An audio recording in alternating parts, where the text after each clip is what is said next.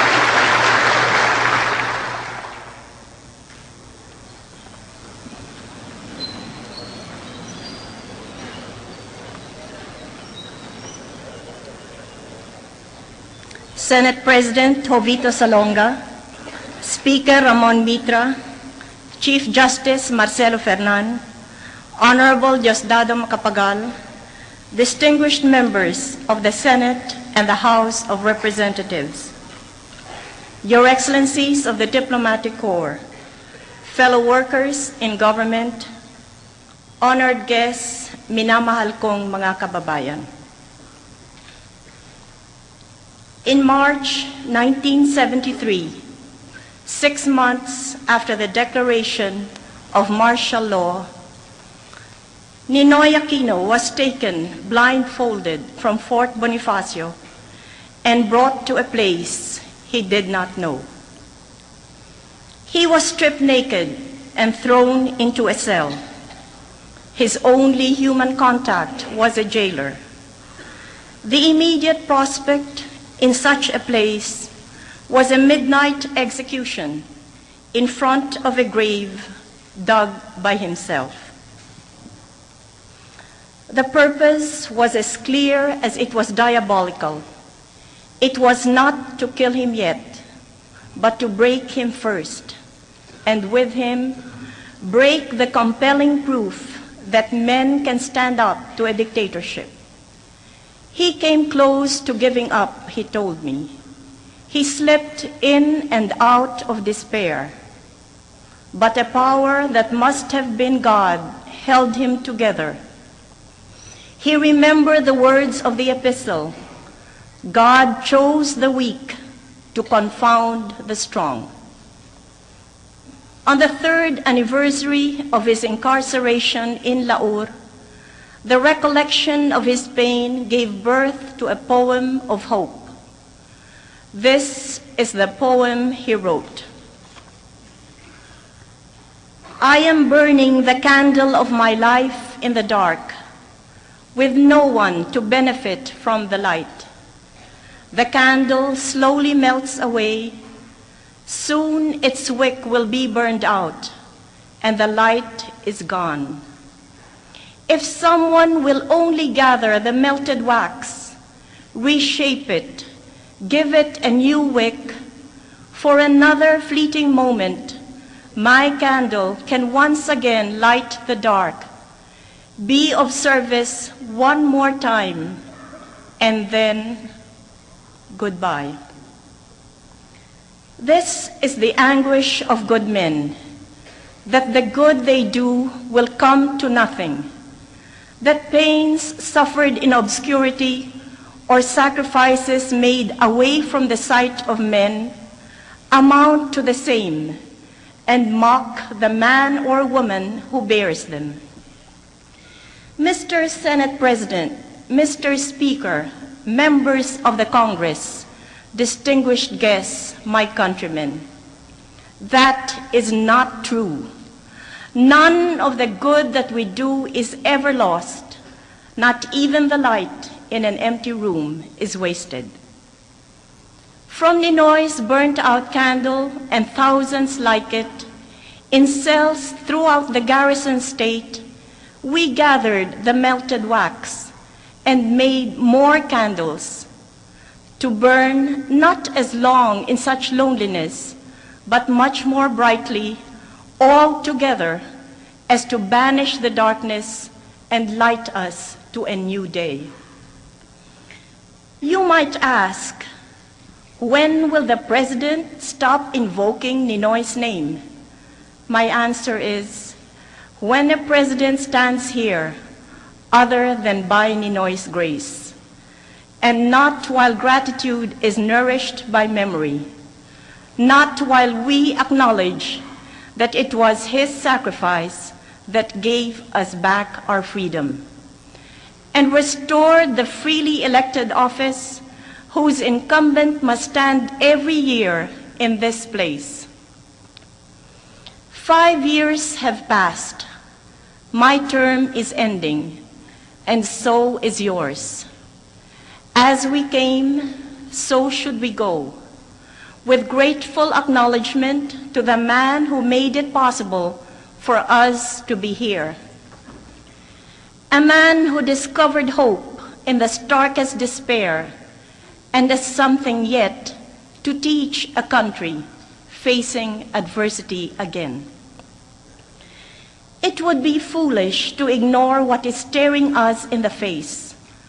Our march of progress brought us far, but such misfortunes have come upon us as to make us feel that we are not much farther from where we started. The eruption of Mount Pinatubo is the biggest in this century.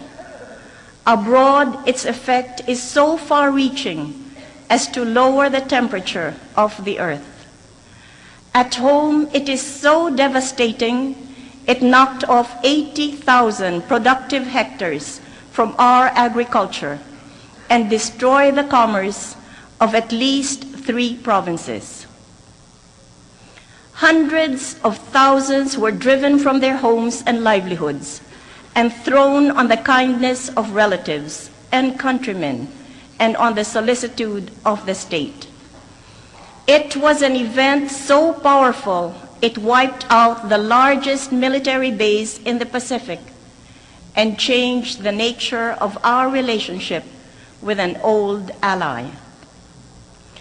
In the wake of the volcanic eruption, more has been revealed about that relationship than was covered by its ash. Before Pinatubo, there was the typhoon that cut a wide swath of destruction across the southern regions. And before that was the killer quake that cut off the northern parts of the country, destroying billions of pesos in infrastructure, causing the loss of billions more in foregone economic activities.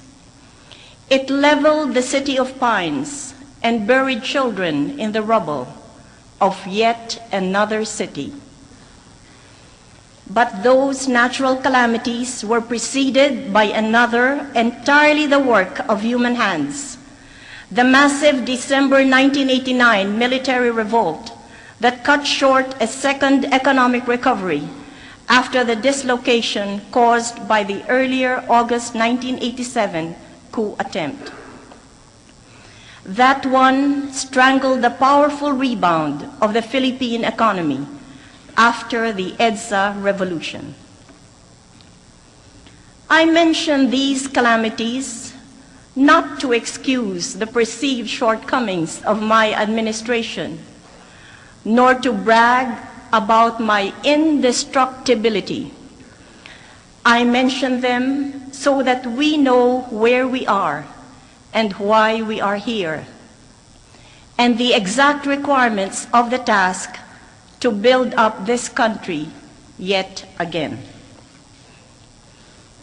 I mention them because I will compare them with what we had and lost. And then I will ask, was it all in vain? And I will answer, it was not. No more than a hero's life is wasted. By 1985, the economy had contracted considerably. Its rate of growth had been negative for 2 consecutive years. The country was at a standstill, as if waiting only for the last rites to be performed. By 1986, we had turned the economy around in less than a year. We improved on that performance the year after. The rate of unemployment was reduced. The volume of new investments significantly increased. New industrial projects were introduced. Hitherto idle industrial capacity was fully utilized. The foundation of new regional industrial zones was laid. Public infrastructure and services strained under the load of expanding economic activity. I mention this not to offset the shortcomings of the present with the achievements of the past. I mention it to show what can be done in such a short time and how much improvement was made from conditions far worse than what we have today. The dictator's apologies notwithstanding, that the country is worse off now than when he and his wife were stealing the country blind. This progress was cut off by the August '87 coup attempt, but the economy quickly rallied and in 2 years recovered a great deal of the ground we had lost. We were on the verge of a second takeoff when the December 1989 coup broke out.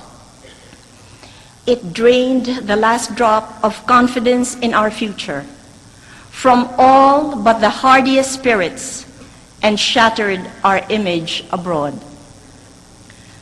Still, we persevered, achieving gains that admittedly continue to fall short of the galloping needs of a fast-growing population, but real gains nonetheless.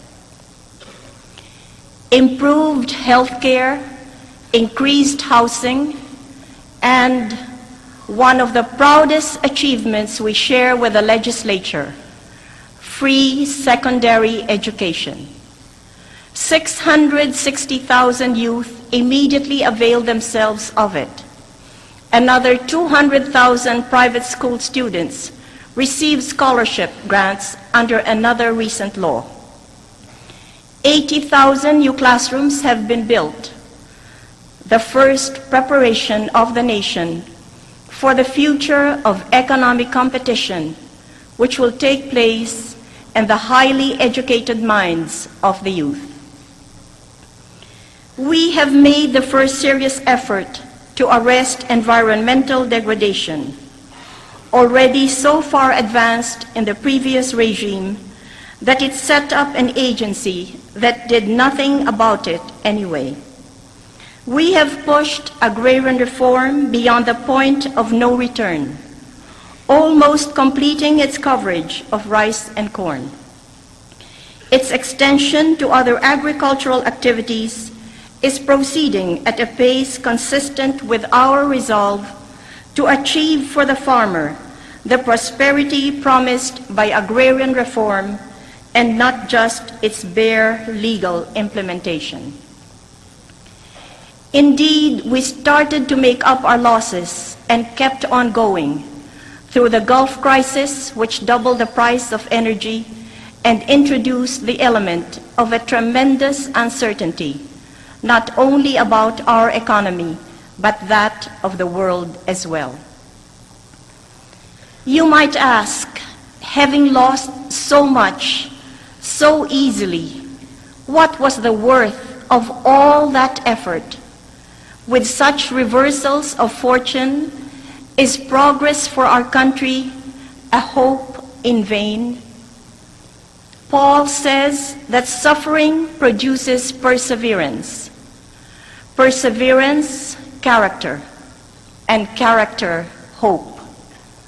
The good we do is never lost. Some of it remains, if not in material goods, then in a deeper experience, a more practiced hand, and the spirit made stronger by that which failed to break it, stronger to meet greater challenges ahead. But in one thing we grew from strength to strength, in the enlargement of our democratic space and the strengthening of our democracy. Every calamity tested the capacity of democracy to absorb distress, find relief, and meet the absolute necessities of the people, without the least curtailment of freedom or compromise of rights. Against our economic gains that are ever hostages to fortune stands one steadfast, unalloyed achievement: our democracy, destined, I believe, to outlive our problems and deck with the graces of liberty the material progress of our future. That achievement is better seen from the disinterested distance of foreign admirers than from the myopic view of those at home who wish to destroy it.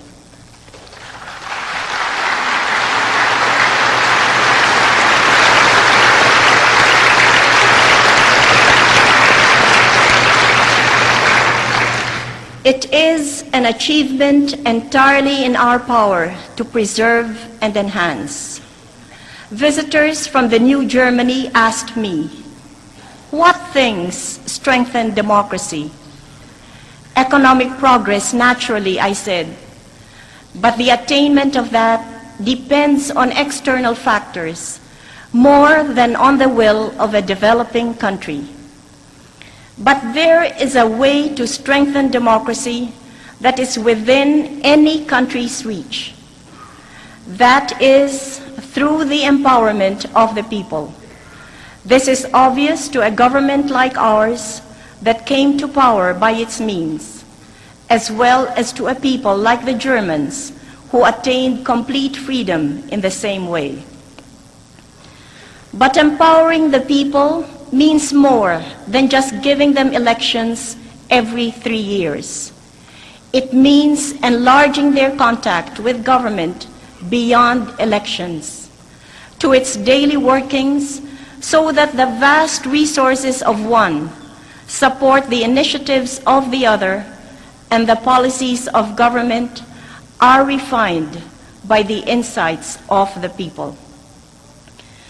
Ngunit ang pagkaloob ng kapangyarihan sa mamamayan ay nangangahulugan hindi lamang ng pagdaraos ng halalan tuwing 3 taon.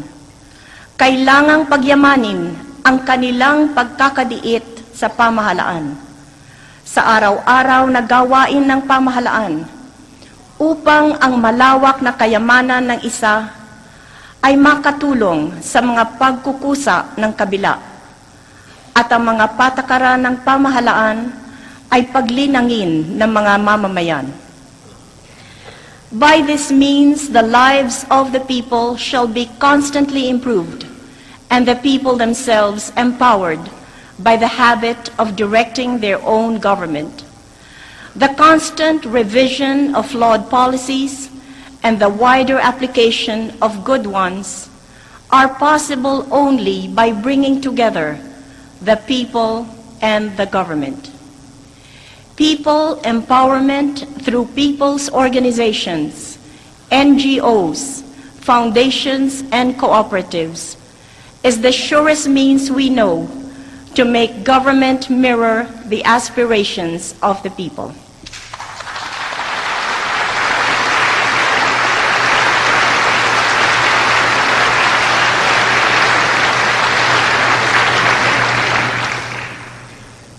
In the past, the idea was to give the people just enough power to elect their mistakes and suffer the consequences until the next elections. Elections were a safety valve. We want elections to be just one of other more effective means to bring the people into government and government to the people, to make it truly a participatory democracy. This is the only way to end the character of total war that nations have assumed, where the aim is the division of spoils and the victims are not just the losers, but those who voted for them too. Such elections are like Russian roulette, where your chances are 5 to 1, your life will not improve, and 1 to 5, you will blow out your brains. Participatory democracy will end the practice of punishing provinces and municipalities for the wrong vote in the last poll. It will separate elections where the people vote for their favorites from the provision of public service, which every Filipino has a right to expect from the government, regardless how he voted. This administration has made large steps in that direction. To the disappointment of those who marched with me against the Marcos regime, my administration has plowed resources into regions and provinces where I was cheated in the snap elections. The politics of revenge has had its day. The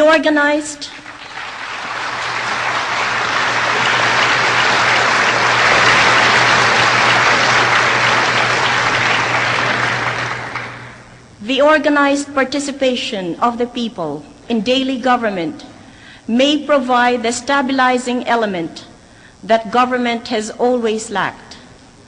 Policies have radically changed with each administration, yet the basic needs of its unchanging constituencies have not been met. Less bureaucracy for business, more public services and infrastructure support for agriculture and industry, an economic safety net for the common man.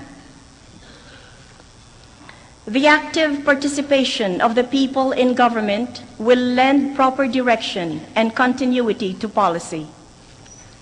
This is what I wish for most, that after me, the continuity of our work is not broken, so that things well done shall be completed and the same mistakes avoided by succeeding administrations. In this way, nothing done shall go to waste, and the light of a misplaced candle shall still be valued for the light it sheds on the things to avoid. I am not asking that all my programs be blindly followed by my successor. God knows we have made mistakes. But surely, our objective is right, the improvement of our people's lives. And the new way is much better than those before. To give the people greater power over their lives is the essence of democracy that we must strive to bring out completely.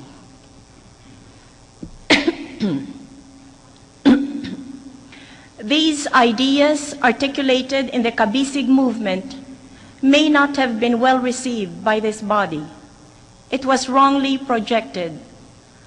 I should make it clear that the Kabisig and the whole movement of people's organizations that I have tried to encourage will be campaigning hard for one candidate only, the Filipino people and no one else.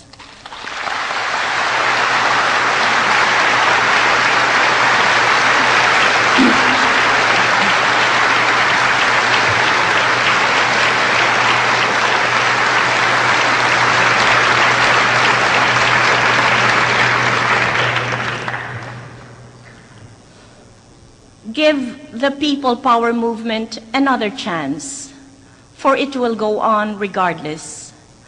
I ask you to consider that we have tried the politics of spoils and patronage for half a century with no better result than the stagnation of the country in a region where everyone else is racing ahead. The formula for success is said to be dictatorial government, but we tried that already with worse results than the most irresponsible democracy can produce.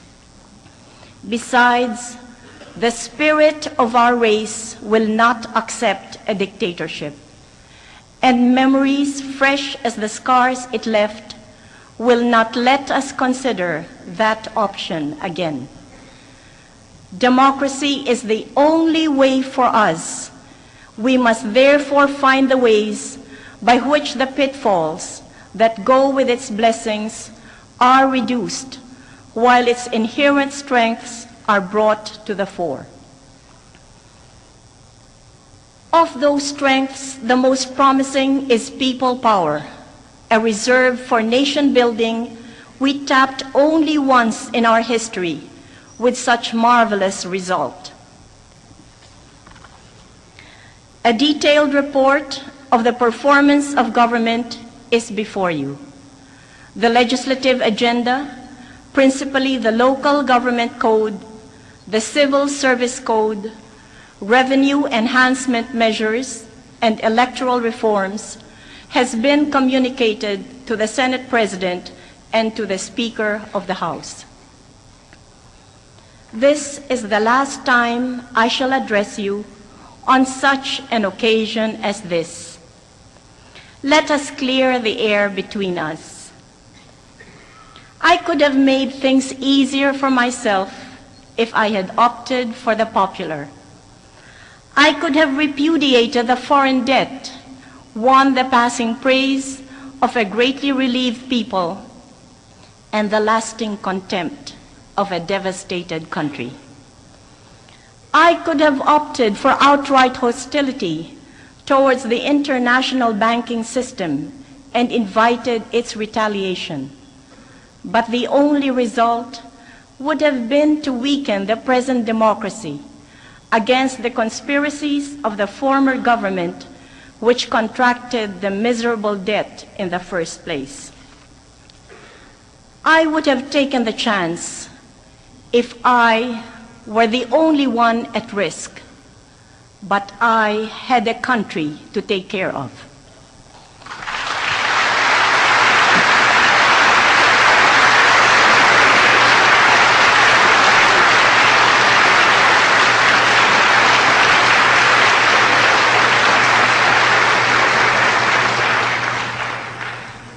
I could have called for an elected constitutional convention. Surveys showed that an elected convention was the popular choice to draft a new constitution. But I believed it was more important to draft a constitution and submit it for ratification in the shortest time possible and hold elections immediately. The people and the army needed a full elected government and a constitution around which to rally in defense of freedom. I could not afford the luxury of the popular by waiting out the endless deliberations of an elected convention like the 1971 Constitutional Convention. And besides, what was so great about that experience? After a year of talk and scandal, the final draft was prepared in Malacanang, approved by the frightened convention, and ratified in a fraudulent plebiscite. I could have made things easier for myself if I had allowed the executive to influence the decisions of constitutional commissions. I might have spared myself deep embarrassments by interfering with the judgments of the courts. But I uphold the independence of these bodies.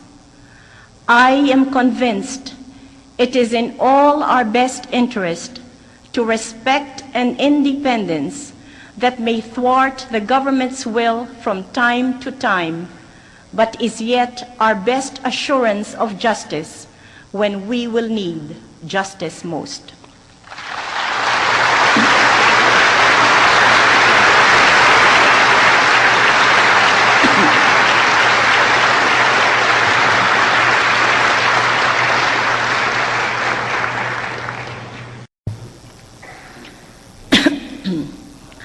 I firmly believe in the freedom of the press. and I accept the criticisms poured on me, painful as they are, as part and parcel of the hazards of public service and conducive to its honest performance. True, I have sued for libel, but I did not use the power of the presidency to advance my cause. And this is shown by the fact that 4 years later, my case continues to drag on. I have not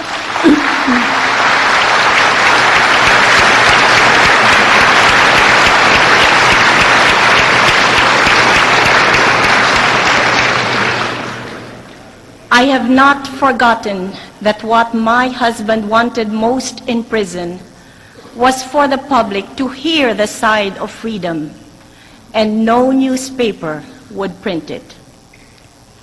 I submitted myself to the judicial process as an ordinary citizen and exposed myself to indignities a president should not endure. But I want to encourage people to seek redress in the law despite the inconvenience, rather than in vindictiveness which has no end. I want them to make the cause of justice for one the cause of justice for all.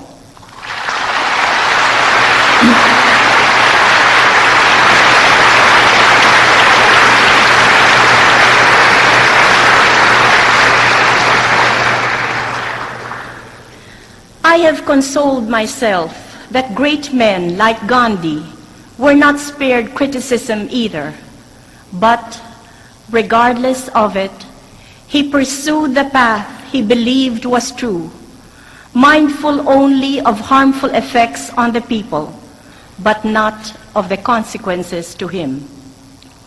He believed that God demands no less of us than that we follow our conscience. God will take care of the rest. I could have done the popular thing in the last administration and arranged a nicer retirement for myself. But my instructions to PNB, DBP, GSIS, SSS, and Land Bank were explicit. No behest loans and no special favors.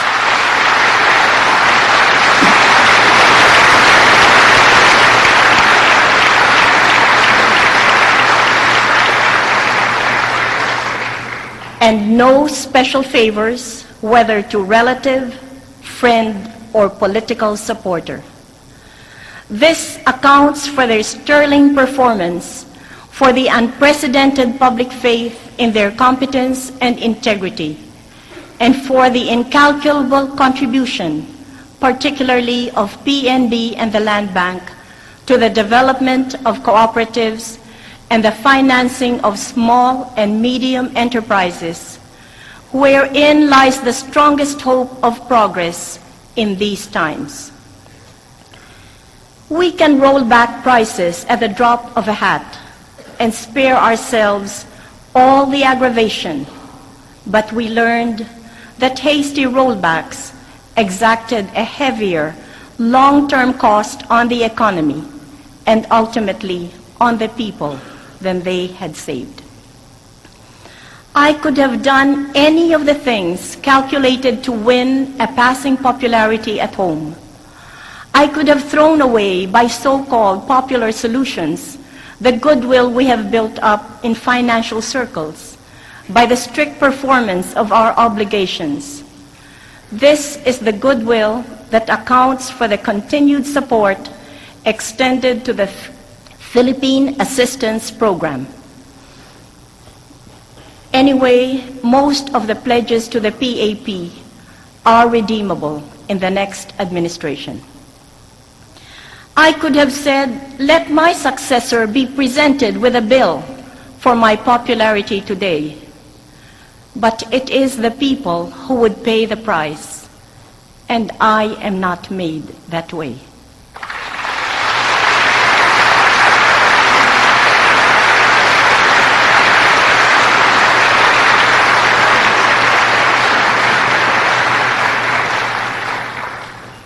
I did not always adopt the ideal solutions proposed by those who have the luxury of contemplation.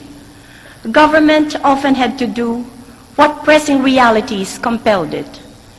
And if the government sometimes lacked better choices, it never lacked the sincere desire to do good.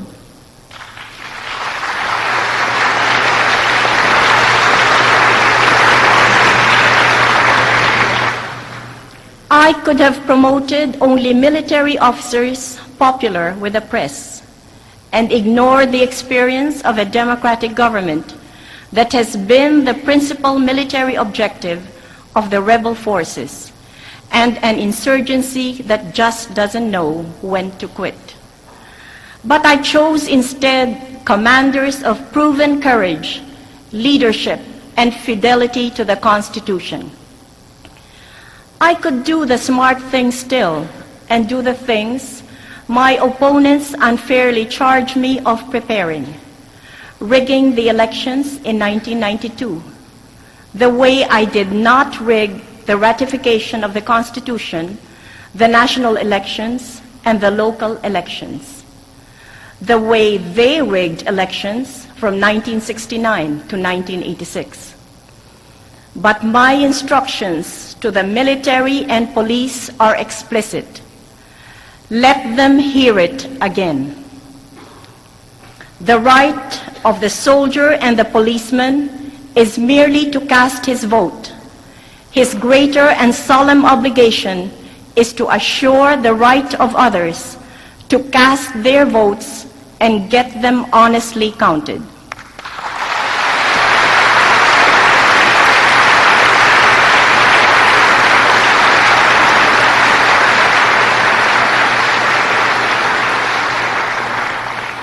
No soldier has the right to combine with his comrades to campaign for a person or party and deliver to them a block of the military vote. No member of the military shall lend his name, prestige, and the influence of his position to anyone's campaign. The same holds true for the police.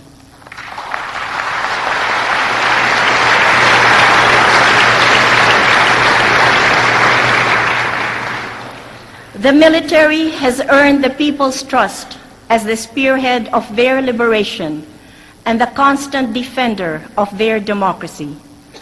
To these honors, it is my aim to add the distinction of shepherding our democracy through its first political succession by clean and peaceful elections.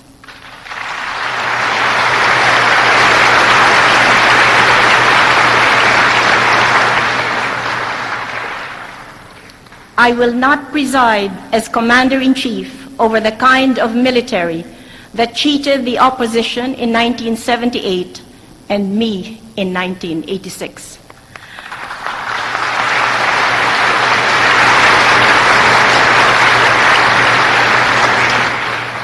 That would insult the memory of the man to whom I dedicate this last address to the joint houses of Congress and stain the proud achievement of this nation in 1986.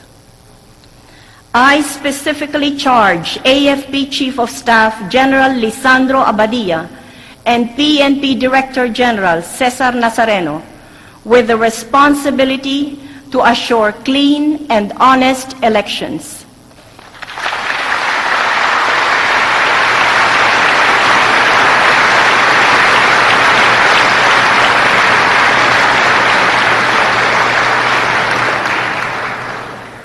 While they may not fear my displeasure because I will not be president then, they will face the judgment of the disappointed country. Yes, I could have done all those things that win wide acclaim, exiting as grandly as any president could wish. But while my power as president ends in 1992, my responsibility as a Filipino for the well-being of my country goes beyond it to my grave.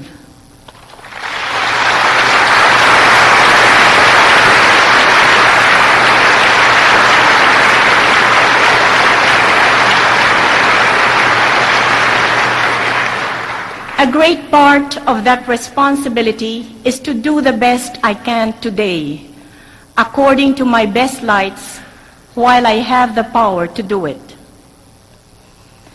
As President, I have never prayed for anything for myself, only for our people. I have been called an international beggar by the military rebels. Begging does not become me, yet perhaps it is what I had to do. I could have kept my pride and held aloof, but that would not have helped our people. And it is for them that I was placed in this office.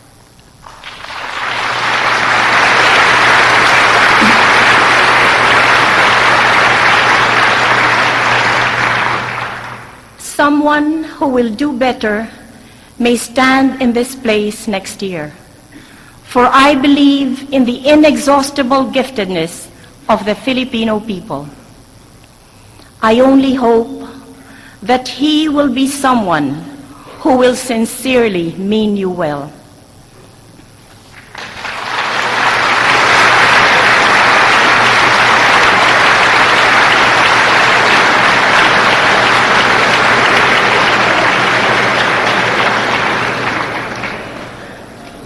I hope that history will judge me as favorably as our people still regard me, because as God is my witness, I honestly did the best I could.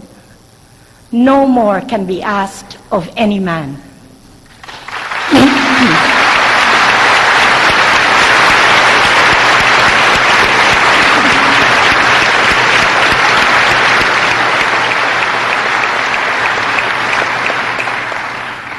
On June 30, 1992, the traditional ceremony of political succession will unfold at the Luneta. The last time it was done that way was in 1965. I shall be there with you to proudly witness the event. This is the glory of democracy, that its most solemn moment should be the peaceful transfer of power.